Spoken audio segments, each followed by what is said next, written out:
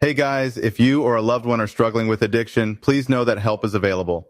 Call now at 833-999-1877 or click the Info Addiction help link on the top right corner of this video. Addiction specialists are available to offer support 24/7. Hey, welcome to the Hell Has an Exit podcast. I'm your host, Brian Alzate. This show is not affiliated with any specific 12-step program. If you or a loved one is struggling with an addiction, please find a local 12-step meeting. If you believe you may need detox or drug treatment of any kind, please call 833-999-1877 to speak to a specialist. The show is sponsored by United Recovery Project, a state-of-the-art drug and alcohol rehab facility. You can visit our website at unitedrecoveryproject.com. Hey, welcome to Hell Has an Exit. I'm your host, Brian Alzate. Today I have Chris on the show. What's up, dude? What's going on, man? Thanks for the invite. Yes. I don't know anything about you. My BFF Carl sponsors you, and he had told me, like, you got to get Chris on the podcast, and he told me that, like, you love the podcast. I do. You wanted to tell me a story. Yeah, I'm not from Florida originally. Okay. And then I came down. I'm from Virginia, just outside D.C., Northern Virginia. Okay. And I came down here, and I discovered your podcast, and I was like, oh, that's cool, that's cool. And Carl didn't start sponsoring me until I already had a year. So by the time I had brought it up to Carl, like, hey, have you heard this podcast? He's like, that's my best friend. I was like, oh, no, that's interesting. So then my girlfriend texts me and she's like, hey, you should really check out this podcast. I've been listening to it for a while. And I'm like, all right, well, what is it? And she goes, Hell Has an Exit. And I go, no way. I was like, I know Brian, because I had met you by that point. And I was like, I know Brian. She goes, no, you don't. I go, no, like, I really do. She's been listening to your podcast since you first started. Wow. Before she got clean. Wow. Yeah. Oh, that's crazy. Now she lives down here. And when I told her that you had reached out to me, she was thrilled, like through the roof, man. Like, how long has she been clean? She will have 2 years in early August. Hell yeah. No, that's cool. Yeah. And I just celebrated my 2 years back at the beginning of May. Wow. So sick. It's been a wild ride, but like, I wouldn't trade it for anything, man. What are some things that you learned from the podcast, or like things that stuck out to you? Because like I always say on the podcast, like I had speaker tapes. I truly think like listening to speaker tapes with people with years and years clean was a game changer for me, because it was just different than the people with 3 to 4 years in my local area. Like I was listening to people who had been around for 20, 30 years, who were gifted at speaking. And it was like, I don't know, it just really perplexed me into like another way of thinking, So for me, I think I'm almost like the exact opposite of that. When I first, like now I'd be able to listen to somebody with 20, 30 years. And when I first got clean, like that was unreal to me. Like you have 20 years? 20 years. Are you serious? Like, so for me, I would listen to people that didn't have as much time. Because like, I thought like, I can't get 20 years, but I can get 6 months. I can get a year, So for me, like, and plus you've had a lot of my friends on this show. You've had a lot of my friends. Like Brad's been on, Crystal's been on, and it's really cool to see them. Also, you had Jake the Snake. Yeah. And I'm a huge wrestling fan. Oh, huge cool. wrestling Dude, fan. he was so awesome. Oh my God. He was so cool. So down to earth. I put that podcast on at like, I mean, it was late, like probably 2:00 in the morning. I was like, I'm just going to fall asleep to it. I remember laying in my bed and just watching the whole thing on YouTube, like with that's cool. the video of both of you guys cool. and stuff. And I'm like, this man is like 6 feet away from Jake the Snake right now. Like, that is. Oh, dude, I have all these autographed things I'll give you. What? I'll give you them. Yeah, he gave me like a whole stack. I don't know what to do with them. Are you serious? Yeah, I'll give it to you. That would. Yeah, okay, dude. hell yeah. That's awesome, man. He like signed a whole bunch and sent them to us. I thought that was so cool. Because his story is also just. Yeah, I saw his documentary with DDP. Yeah. Dude, his documentary was so good. I just like it because it's like a real story, because a lot of times when you watch like alcohol or addiction stories, they screw up a couple times and they just get clean, and it's like just A to B, like that's There's it. so much With more. His is just like you think he's going to get sober this time and then he doesn't. And then like you think it's going to be this time and then he just doesn't. And then you start to realize like, oh wow, this is a lot harder than he thought. Yeah. But that's how it really is. It's not always like, the light bulb just goes on. No, not at all. And then, bro, did you watch Peanut Butter Falcon? No. Oh, wow. So I don't want to ruin it for you, but Check it out? Yeah, check it out. Okay. Peanut Butter Falcon? Yeah, check All it right. out. The podcast is definitely something that has grown like beyond like what I thought it would be, but it's cool, man. Like I hear stories like this all the time, and people come up to me. There was this kid who I was at this convention in Texas, and I was walking by, and he looked at me, and he sat down. He like, "Why are you here?" And I was like, "What?" He's like, he had to sit down. He's like, "Why are you here?" I was like, "Oh, just at the convention." And he's like, "Dude, you're the guy from Hell Has an Exit." I was like, "Yeah." And he's like, "You don't even live here." I'm like, I'm here for the convention." And he was just like, "Bro," and he started showing me on his phone. He's like, "I listen to you every day." Like when he was listening to me. Dude, he's been clean over a year, probably like 18 months now. That's awesome. Yeah, my girlfriend used to listen to you before, wow. like when he was using. Mm-hmm. That's crazy to think about because like who the hell is listening to a recovery podcast? Hi, but I'm sure. Hey, if you guys are out there, yeah, absolutely. I mean, it's recovery is possible, and like that's one thing I've really learned in the last 2 years is because again, man, when I first got down here to Florida, I was this shit is not gonna work. I've done a 12-step program before and it doesn't work. Like, well, no, the truth of the matter is I didn't work. Yeah. You know what I mean? Like, I didn't try. I didn't want it. Yeah, it's like saying, "Oh, I've been to the gym before." People say that all the time. "Oh, I've already been to rehab." "Oh, I've already been to meetings." Yeah, like a lot of people don't realize that like you have to continuously work at it. Like you said, this isn't something like, "Oh, I went," and just whatever. Like it takes effort, and I dedicate a major part of my life every week to make sure I can get to a meeting, talk to my sponsor, talk to my sponsees. Been slacking on step work a little bit recently, but yeah, man, I was talking to someone the other day and like, man, there's been times in my recovery where I had 10 plus years clean, business was struggling. I started like working out really heavy, working harder on my business, dealing with my relationships and like just feeling like things aren't working out or like something's just missing. And then I go to like a 10 o'clock meeting and I sit down and we do the serenity prayer. And I'm like, this is what's missing. Like, yeah, dude. And it's like, I don't know. It's like meeting attendance. You don't realize how much meeting attendance affects you until you stop going and you start going again. Yeah, absolutely. Like you don't think that it's affecting you when you've slipped up and gone to like one meeting a month for a couple months. I'm literally I'm coming out of that right now. Life gets full, and like that's one of the beautiful things of these 12-step programs is like it gives me an opportunity to do things that I never thought I would be able to do in life. I had recently gotten a house. My girlfriend moved down here. A house? Yeah. It's insane. I'd never lived on my own before. I always had 15 roommates living in a 4-bedroom house, paying $300 a month in rent, but all of us are high. And it was a horrible living situation. Or I live with my mom or crash on a buddy's couch or, there's a time where I was sleeping in my car for a little bit. But like I got a house. My girlfriend and I stopped doing a long distance relationship. She came down here. And then unfortunately my cousin passed away. But like I was able to show up for my family and fly up to Pennsylvania and be there at the funeral and all that. And I again was like, I feel off. Something's not right. Well, I haven't been to a meeting in 3 weeks, like at not one, Yeah, when I first got clean, I thought when people said that they were crazy because I was like, now you're addicted to meetings. Right. And the reality is that it would be no different if I meditate every day and I stopped meditating. It'd be no different as if I go to church every Sunday and I haven't been to church in a while. Yeah. Like no one says like, hey bro, you've been going to church once a week for a long time. Like maybe you should cut that out. But when you go to meetings, bro, a lot of people tell you like, don't you think you're past that phase or whatever?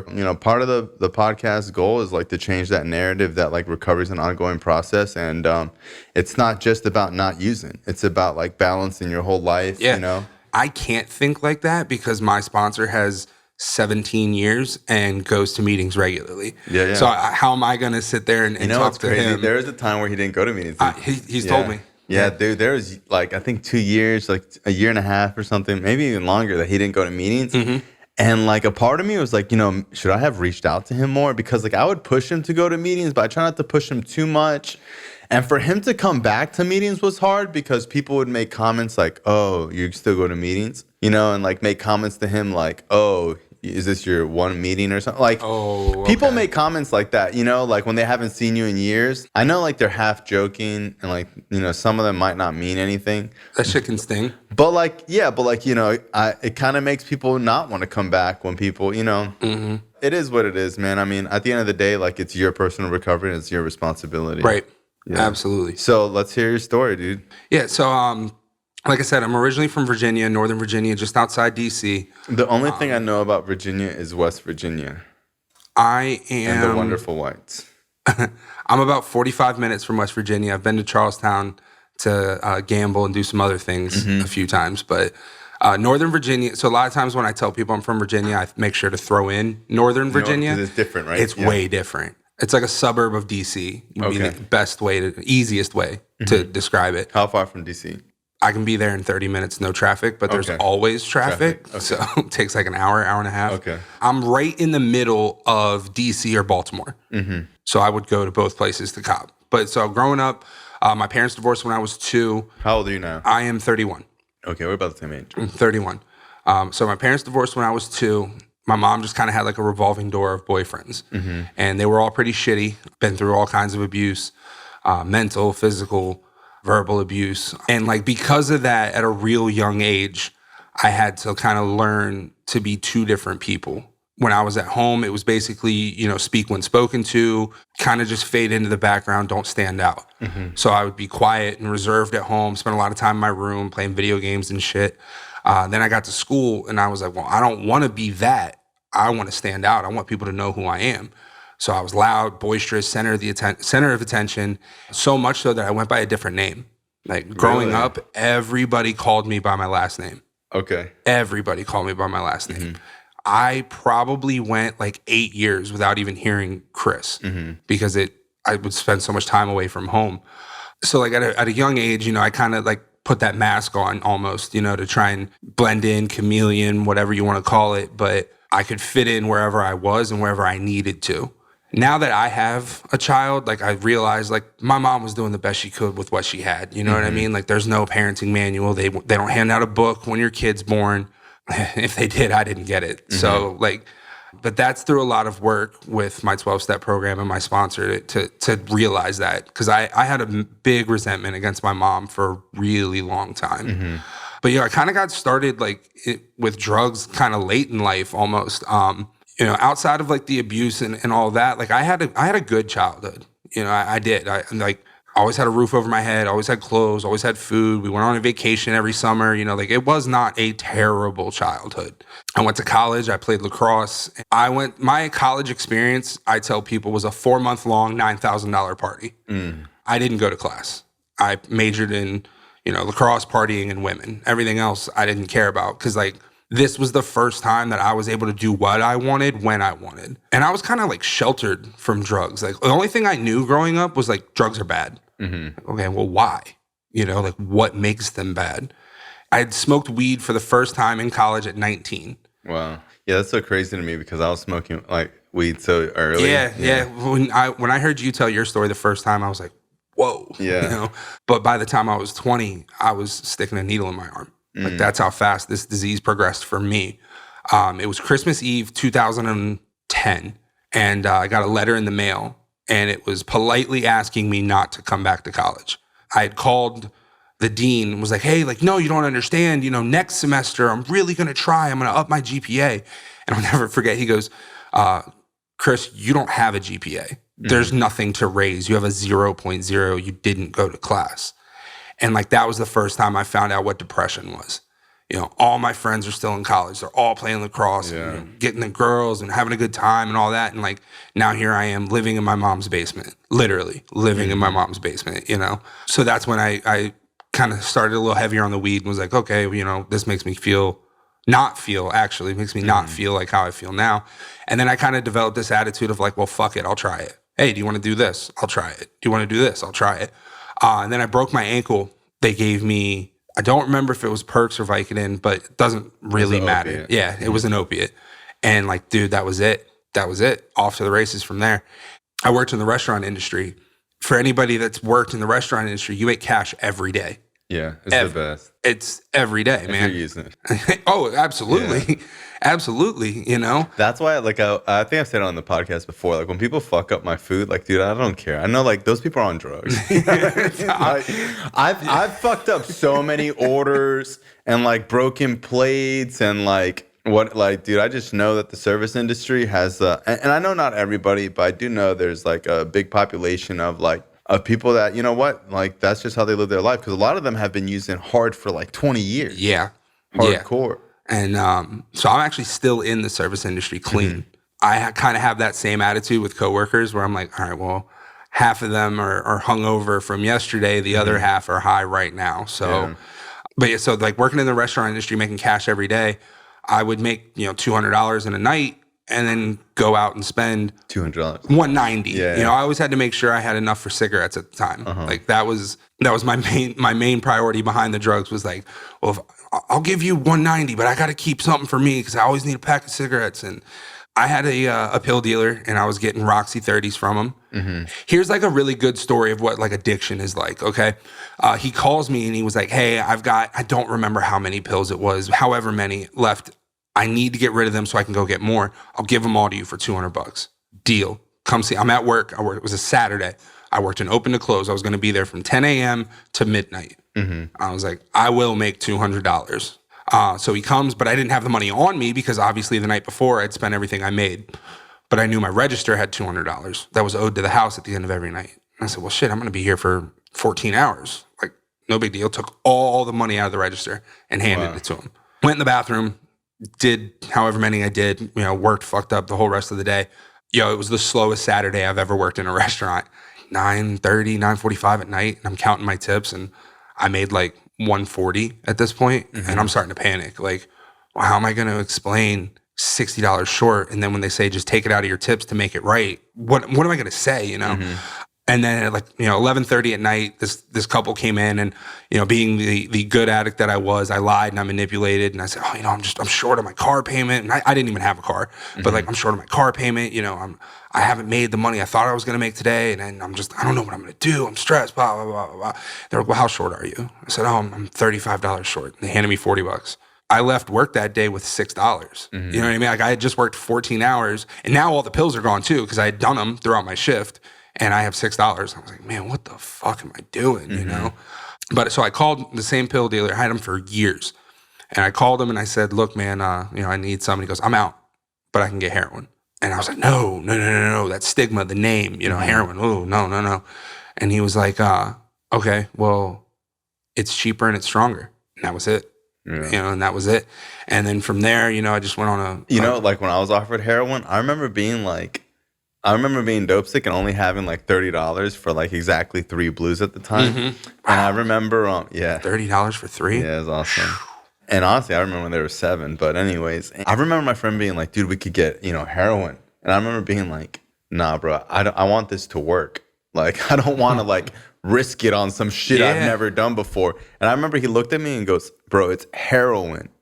And I remember being like, because we were buying it from this kid who was like known to be kind of, I was like, dude, nah, like I'll wait to get what I would need, But I wasn't like if I knew that it was going to be stronger and cheaper, I would have definitely did it. I just didn't have extra money to risk it on something that I hadn't done before because like with pills, you know what you're getting. Exactly. Yeah. And I had friends who were like, dude, had like 8 oxys a day habits that would like snort heroin and be like, dude, don't even feel anything, So, because the heroin here is also known to be trash. I mean, DC and Baltimore heroin, like, I can't say the same for that, But I fought him for like 10 minutes, be like, no, heroin. I'm not some junkie. Yeah, and like, no, dude, like you really are. But finally, when he's like, it's cheaper and it's stronger. He was like, for what you pay me, because the guy I was getting it through, 1 blue was $30. Oh, it's crazy. Yeah. Dude. So, that's crazy. Yeah. So he was like, you're spending all this money on this. He's like, you can get what you want, feel good, and have some money left over. Oh, okay. Like, let's do it. So yeah, like I did that for years, and like I lost jobs, burned bridges, relationships. Were you mainly snorting it at first? The first time I did heroin, I snorted it. And then I was with this girl and she was like, I have an extra rig. And I was like, as long as you don't make me do it. And she was like, as long as you don't shoot yourself up. Yeah. And between you and me, I have never shot myself up. Oh, wow. So you're not a drug addict. Correct. Other people did it to me, man. They did it to me. And I couldn't look. Really? I would always, dude, like always. I have this weird fascination with needles. No, I got a couple tattoos and stuff. It's people, and I hate when people, like when I get my blood drawn now, people are like, you have tattoos? Like, hey, it's so different. But yeah, no, complete opposite, man. Like, And I never did like the stereotypical vein in the arm. I always went my hands. The top of the hand. Because if I'm a bartender, dude, if I hit my hand at something at work, if somebody sees a dot or a bruise on my hand, like no one's going to question me there. And so, I would always stick my hand over and then look the other way. I could not do it myself. Wow. Never. Wow. Never. Even when you're dope sick? Couldn't do it. Oh my Couldn't God. do it. I tried one time and I grossed myself out because I didn't know what I was doing because I never watched either. Like I had no clue what I was doing. So I always had somebody else do it for me. Like I know, like one time we and my girlfriend was living in Arizona at the time, and I flew out to visit her, and we got like black tar. And I smoked that. And that was like, so then I kind of went into like a little smoking phase. And so, I mean, I've done it every way possible. And then in 2016, my mom, she had come to me. How different really is it from snorting them and shooting it? It's not, I mean. I know, that's what like a lot of people have told me. A lot of people have been like, dude, honestly, like, because you have those one people are like, oh, if you're not shooting it, da-da-da. But then I have friends who are like, bro, a lot of times snorting it would last longer. You would just get like more of that like rush. But when you're like doing it 5 times a day, like it kind of, you don't even feel anything. I completely agree with that, because like, like shooting it is literally instant. Snorting it's like, what, a 10-minute wait? You know what I mean? Like it's really, I never noticed a huge difference. And I was also, because of that, like I never cared. Because you know what? When I ate pills, they would hit me harder. Like you'd be into like a hard nod, and then you would snort them. Like you'd be high, and it would hit you like a little faster, but it wouldn't be like that abrupt. Yeah. And like that's why I was never like, I need a rig. Like, okay, you don't have one, whatever, no big deal. I'll just crush it up on this table, and we're good to go. 2014, I went to like a 7-day detox. Okay. Because my mom made me. She was like, you need help, and I was like, no, I don't. She goes, do you want to stay here? I said, yeah, of course I do. I'll go.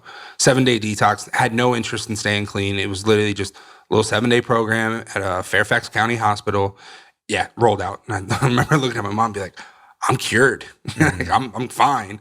And then 2016 was my first like stay of treatment. And again, my mom gave me the ultimatum, find a place to live or go to rehab. Cool. I'll take a 28-day little vacation. And like this rehab was so weird, dude. So weird. It was all holistic. They woke us up at 6. Where was it? It was in Vienna, Virginia. Wow. And it was in a house, in a neighborhood. Yeah. Like imagine your neighbor ran a treatment. They do that in California. It was the crazy. Like I remember they take you to this building. I'm like, okay, that's normal to me. That makes sense. It's like an office building. And then they're like, all right, we're going to transport you to the facility. I'm like, well, what is this? They're like, this is intake. Wow. Oh, shit. Then you literally just go to some random neighborhood in Vienna and, the houses are really nice and you're like, oh, wow.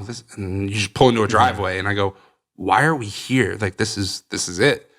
But it was all holistic. Woke us up at 6 a.m. to do yoga every day. Oh, my God. We had to do meditation and all. And like, for me, as somebody who had no experience with that, I was like, what the where am I, Yeah. Every Monday we got a massage, which was nice, but then we did acupuncture. And I'm like, yo, I have a problem sticking myself with needles. Why are you sticking me with more needles? And I thought it was just the craziest thing in the world. And again, I didn't want to be clean. I just didn't want to do heroin anymore. And I didn't. During that little 4-year stretch, dude, like I did everything else. I would do coke even though I hated uppers. Like I did anything I could to not feel like Chris. Because I hated the way I felt. I hated myself, Like my younger brother, he's 5 years younger than me, and he is wildly more successful than I am. And like I struggled with that all through my 20s. I'm like, this 23-year-old kid is working his way up like a corporate ladder, and I've been a bartender at the same restaurant this whole time. Or I've gotten fired and then gotten another bartending job and then another bartending job, I don't know, man. Like I hated myself, and I just didn't want to feel. Yeah, and a lot of times people don't realize that like that's half of like the addiction is like, I tell people like, dude, getting clean isn't just like putting drugs down. Like even if you put all the drugs down or they took drugs off the face of the earth, it's like for years you fucked up your life. You have such little confidence because like when you keep your word, you have confidence. But it's like when you're a drug addict, every day you're like, I'm not going to do this, and you do this. Every week you're like, well, this time I'm only going to do this, and then you don't. You even say like, I'm going to buy 20 pills and ration them out. You can't even do that. So like you just end up being like, you can't trust yourself. You just think you fucking suck at everything. Yeah. You can't do anything right. other people are reaffirming this, you know what I mean? Like, you piece and, of shit. And you're a piece of shit, you're garbage. And like whatever they say, you're repeating it to yourself all day long. This goes on for years. You take drugs out of the equation, you know, like, dude, I still hated myself. I still had like crazy depression. I still felt like I didn't know where I was going in life. I felt like everyone was like ahead of me. And I got clean at 17. You know what I mean? So like I can only imagine what like a 28, 32, 35, 29-year-old kid feels like, you know, when they have, you know, 15 years of this negative pattern, because it's like the thinking pattern takes a lot of effort to start pushing it the other way. So like I always feel like recovery keeps like this pendulum swinging in the right way, positive. And like when you work steps and you go to meetings and you talk to other addicts and you read the literature and you're doing positive things and you're doing your yoga or your positive affirmations in the mirror, you're keeping the pendulum swinging. And then like once you stop doing those things, it starts going the other way. Hey guys, if you or a loved one are struggling with addiction, please know that help is available. Call now at 833-999-1877 or click the Info Addiction help link on the top right corner of this video. Addiction specialists are available to offer support 24/7. Welcome to the Genesis House powered by the United Recovery Project, located in sunny South Florida. We offer drug and alcohol addiction treatment, as well as a major focus on dual diagnosis.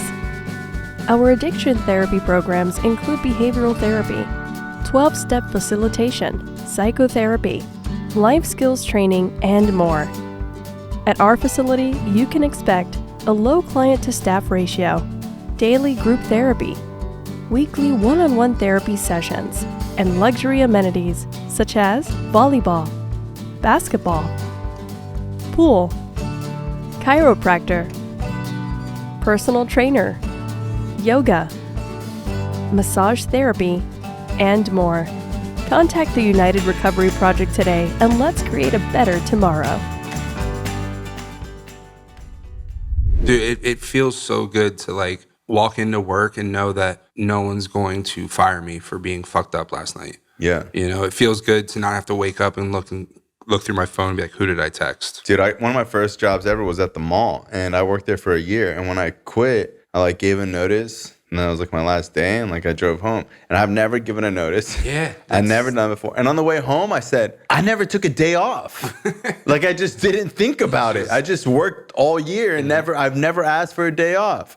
And then I was like, holy shit, bro, when I was using, bro, like every week I had a story, like fucking throwing up in the back, going home early. Yeah, anything you could. Anything you could. Yeah, and then it's like when you're clean, like that stuff kind of just like it just kind of goes like away. A good employee, right? That's crazy. It's the weirdest thing ever. But when I got hired, I have those thoughts of like, dude, if these people hire me, they're never gonna hire me. And then when they hired me, I'm like, these people are retarded, you know?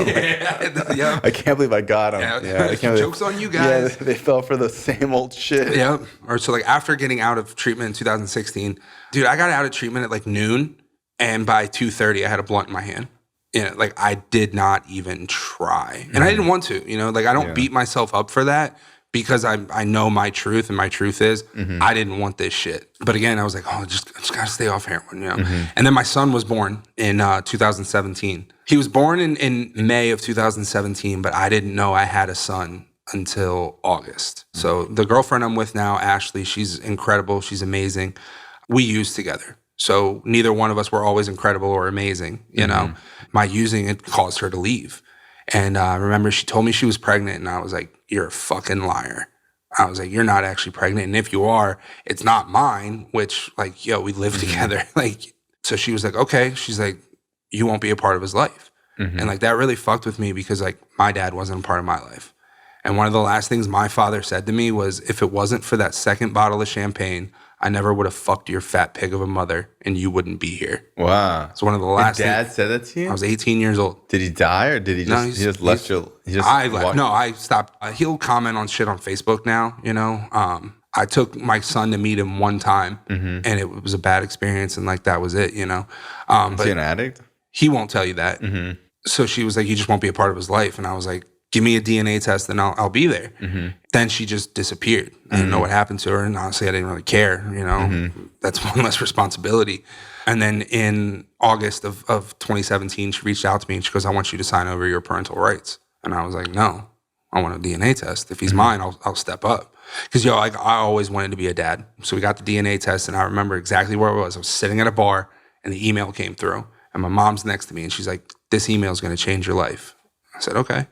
Open it up. It says, Christopher, it is greater than 99.9% likely that Lucas is your child. Wow. I was like, oh shit. I look at my mom, I go, I have a kid. That 0.1% though? No, you never know. No, I'll show you a picture after this. There's no denying that kid. He looks just like me. Cool. No, I love him to death, man. He's the best 6-year-old out there. And then I thought I was like, yo, this is it. This is what's going to get me clean. I'm going to step up. I'm going to be a man. I'm going to be a father. And like, the truth of the matter is like, like I straight up didn't. My son would be in the back seat in a car seat riding with me to trap houses. In 2020, me, my girlfriend, my son lived in a townhouse with 7 other people. And it was a 3-bedroom townhouse with a little mini office that we converted into a bedroom. And all of us were addicts, with the exception of my 6-year-old and the dog. The dog didn't do drugs, to my knowledge. I remember coming home. It wasn't work because it was COVID, so I don't know where. I was probably going to go pick up, honestly. I get home, and my son walks up to me, and he hands me a bowl. And he goes, here's your medicine, Daddy. Like marijuana bowl? Yeah. Oh, my God. He was like, here's your medicine, Daddy. And I looked at Ashley, and she goes, he found it. I didn't know what to tell him. I told him it's your medicine. Wow. And, dude, I felt like the biggest piece of shit in the world for 30 seconds until I went into the bathroom and crushed up what I had. And you know what I mean? I relapsed on heroin during COVID.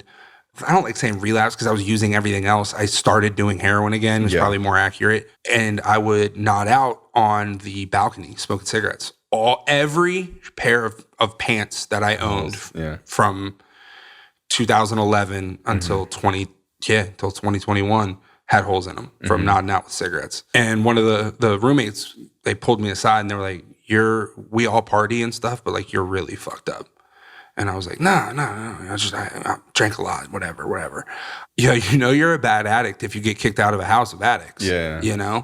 And they finally came to me and they were like, of course, because I'm an addict, I lied. And I was like, oh, I'm sad. Ashley went to go to New Jersey and she took Lucas and I miss him. And I made a lapse in judgment and I came clean to using the heroin. I was like, I'm sad. Me and Ashley been fighting and this and that. And I'm stressed out about COVID. And just trying to get anything I could. And they were like, okay, if we catch you doing it again, you got to go.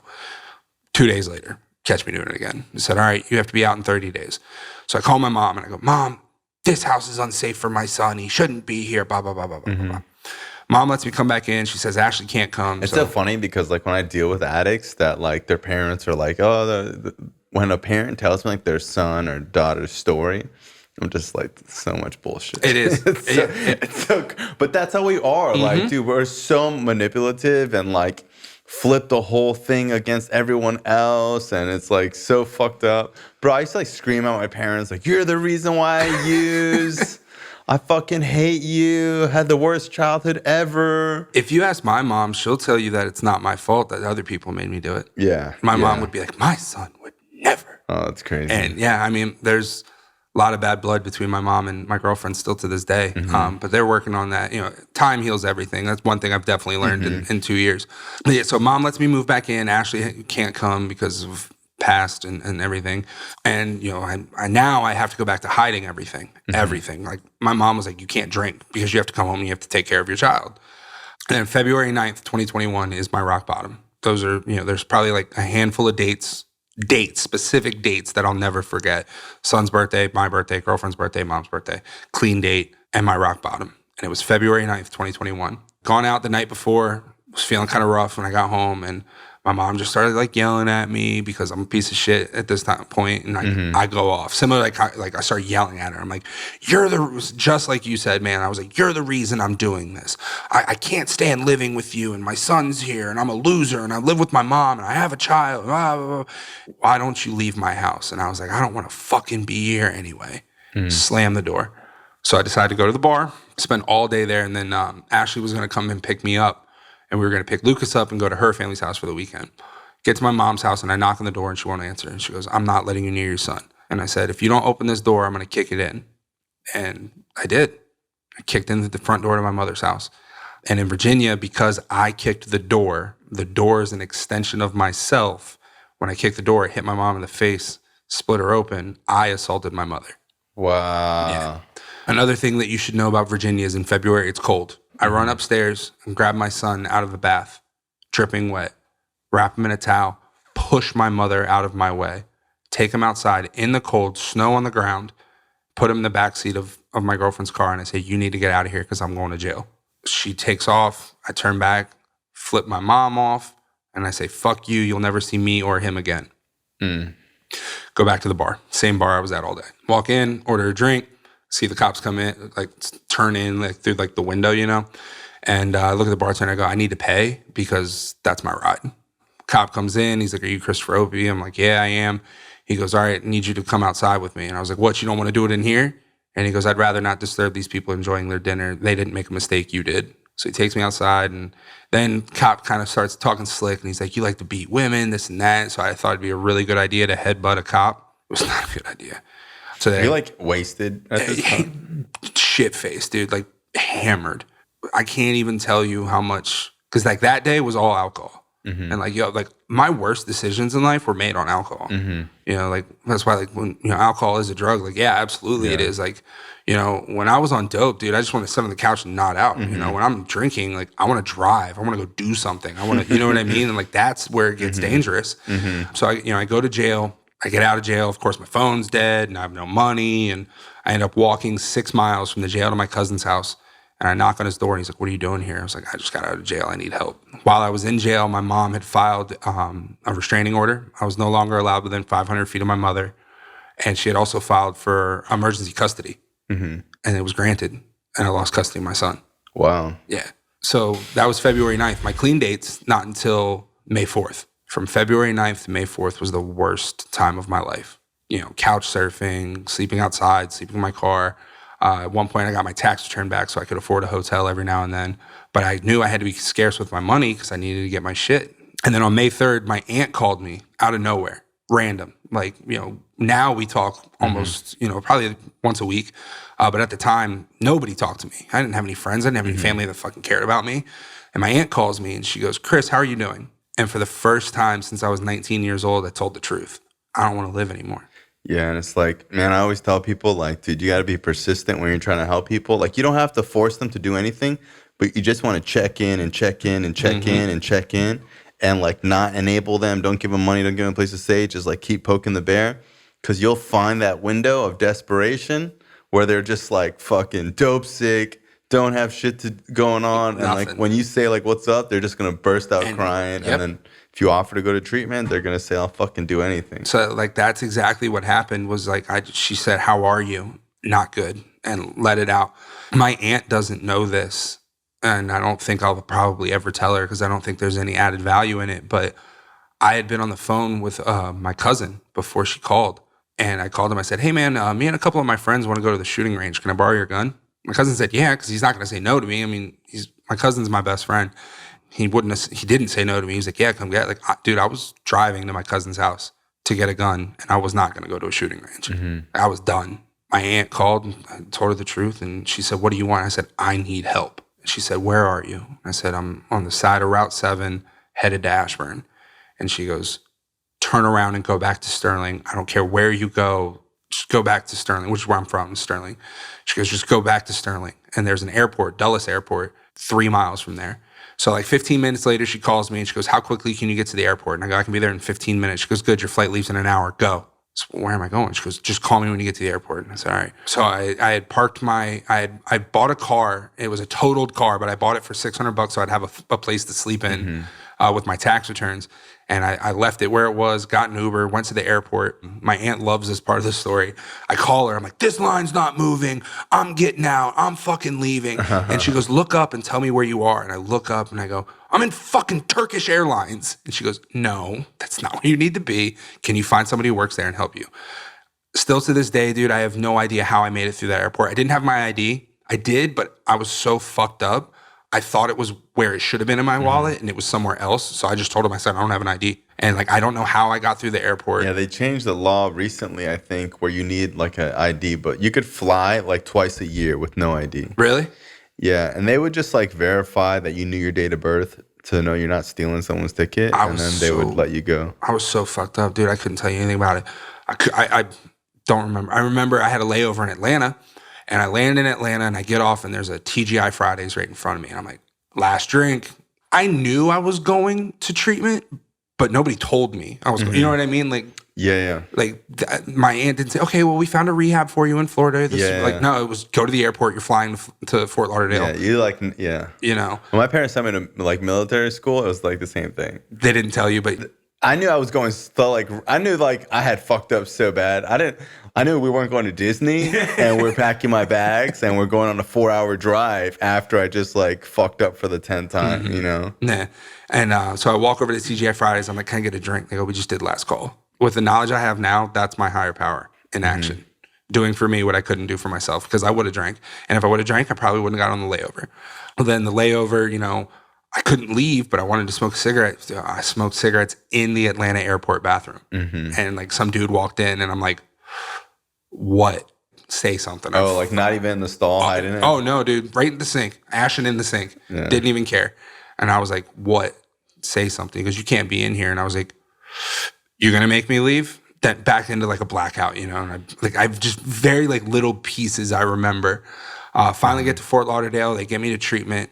So it'd been 13 hours since I left to when I got to intake. I still blew over double the legal limit. 13 hours, no drinks, nothing, you know? And then I remember like leaving intake, and then like group starts in an hour. You can either go to sleep because it's your first day, or you can go to group. Well, I hadn't slept without drugs and alcohol for years at this point. So I was like, I'm not going to bed. And so they hand me a black sweatpants, black shirt, and I go do an outdoor group in May in Florida when I'm not from here. Yeah. Bro, I was sweating. Like just, I'm like, I can't fucking move. Like I can't, you guys, they wanted us to like follow this string, and I don't even remember the group. Like, but I just remember being like, I don't ever want to feel like this again. And even when I got to treatment, dude, like I wasn't convinced that I wanted this. Yeah. I knew I still had a bottle of something in my car back in Virginia. That's what I tell people. A lot of times people are like, oh, well, he doesn't want to stay clean. Like, he doesn't have to. Like, I wasn't sure if I really wanted to stay clean for like 2 years. You know what I mean? Like, I was still like, you know, like, I knew I probably should, but I wasn't like 1,000%. Like, it wasn't a hill I was going to die on. I just knew like things using just sounded dumb for right now because like I had fucked it up. I had nothing else to lose. And then I thought that I would probably just relapse anyways, but I might as well just try. And then like no one like thinks they're going to be a drug addict. Right. Like no one wants to be a drug addict. When you try drugs, no one's like, hey, before you try this, are you like willing to be a drug addict for the next 10 years? You know, you're like, no, it just kind of like happens. It does. It's one bad decision at a time. And like staying clean is one good decision at a time. Absolutely. And it's like, you don't even need to want the result. The result happens. Yep. When I was using, we look up, you know, I remember looking in the mirror and be like, well, what the fuck happened? And then like one day I had 5 years clean, and I looked in the mirror and I was like, what the fuck happened? You know, it's like the same, it's the same thing. It is. But I felt exactly how you just described, you know, like using sounds pretty bad right now. And like, but part of me also was like, well, I did that 28 days back in 2016. My mom will let me back in, you know? And then I remember it was I had 9 days clean, and I was still waiting on a court date for kicking in the door to my mom's house. The gifts of recovery showed up like pretty quick. You know, 9 days, I get a phone call, and it's my lawyer, and he goes, you no longer have any jail time over your head. The judge has waived your jail sentence because you're in treatment. Wow. And I was like, yo, that's 9 days. What's 9 months, you know? Yeah. And then like, I was like, if I'm going to be here, I'm going to do it.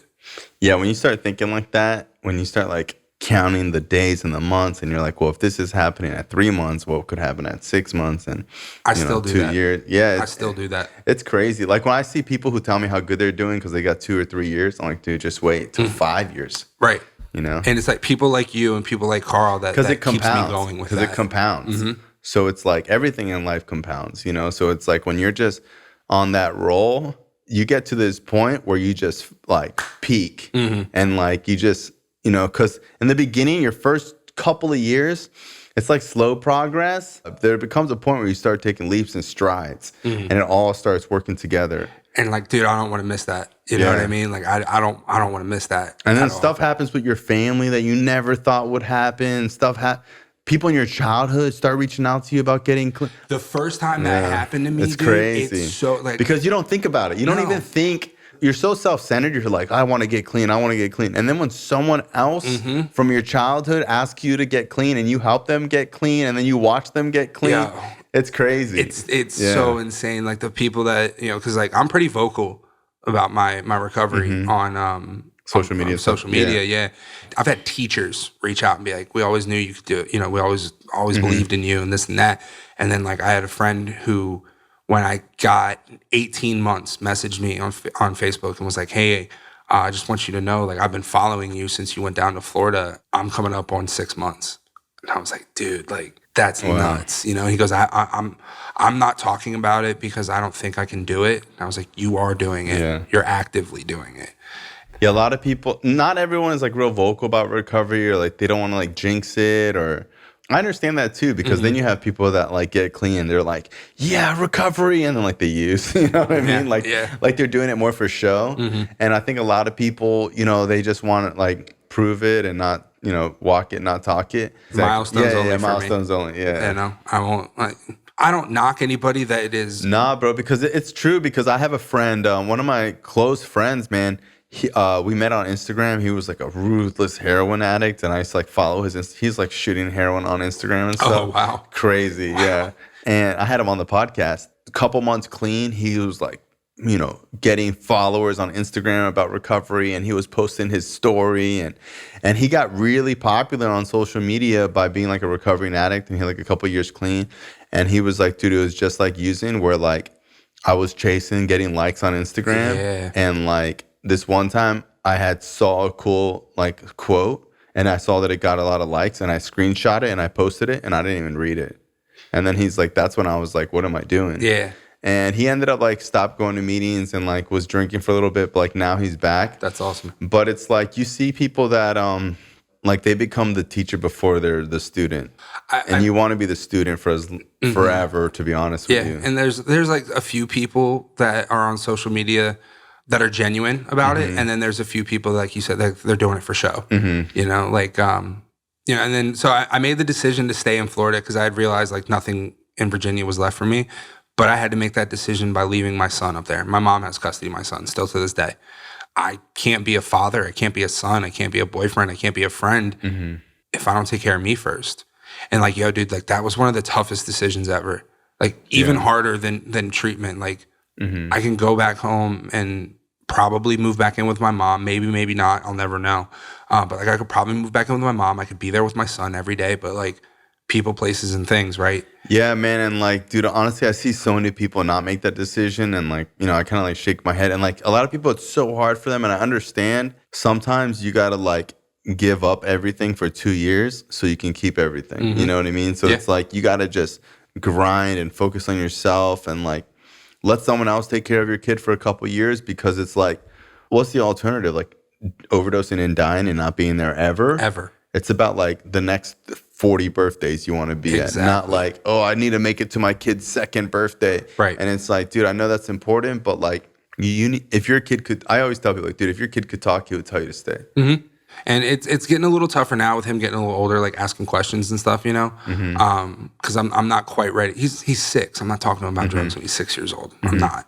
But like, you know, I told him, I said, look, I go, Daddy wants to make sure I'm a perfect version of Daddy before I can get you back. You know, and like me and my mom have had the conversation about like what she expects of me before she's willing to hand over custody and stuff. But like, yo, dude, because of the 12-step program and the things that I've learned watching the people, you know, with more time than me, my mom's eligible for retirement in February and wants to move to South Florida. Wow. And she would bring my son. That's so cool. You know, like it's these little like I was on probation all throughout my 20s, wasn't allowed to leave the county. I left the country last year. That's cool. You know, like I was able to go to London, Portugal, and Italy. I was gone for 12 days, you know. Wow, that's crazy. I've never been there. Yeah, it was an insane experience. You know, took my son to Disney World last year for his birthday. I told you my cousin, he had recently passed away from an overdose. Wow. And your cousin who's your best friend? Not that cousin, a different cousin. Yeah. And he lived in Orlando, and me and him always supported each other because when he would try to get clean, I was using, and when I would try to get clean, he was using. And but this most recent time on May 4th, when I celebrated 2 years, he texted me and goes, "Congratulations on 2 years. I just celebrated 5 months." So that was May 4th. May 23rd, he's gone. Wow. But like because of this program, like I was able to fly up, stay a whole week up north with my family, and my family asked me to read something at his funeral. My family asked me to be a pallbearer.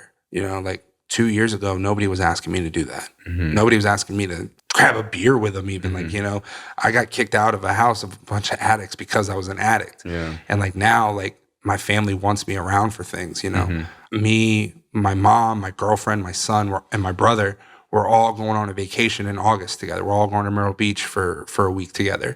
Like it's these things that like really keep me going and continuing on to this journey. And again, like you said, man, you're going to hit that point where you're making like leaps and bounds. And like, I already think that the things I'm accomplishing are huge. Beyond anything. And so, so like people ask me like, oh, did you ever think you would have this or this would be that? I was like, bro, like you gotta understand is that like when I first got clean, I remember I broke down crying when this happened to me. I was at this job at the mall and I picked up my paycheck. And when I got my paycheck, I folded it and when I went to put it in my wallet, the paycheck from 2 weeks before was still in there. And I started crying. This never happened. Wow. Like, dude, I used to get my check and like run to the check cashing store, pay the fee. And like, so I've been like in an amazement, like unbelief state for 15 years. Yeah. Like I still think this is crazy. I went out to eat with some people, or I was gonna go eat with them, but I had ordered food and this kid was like, "What, are you too good to go to Denny's?" And I remember being like, because he doesn't know me, you know what I mean? He just felt like I didn't want to eat at Denny's. And I was just like, dude, I'll fucking panhandle right now. Off the side of the Joke's on you, I'll bud. fucking eat garbage out of the trash right now, But it's because like a lot of people don't see that other side of me where like, I'm like, using feels either like really far away or like yesterday. Yeah.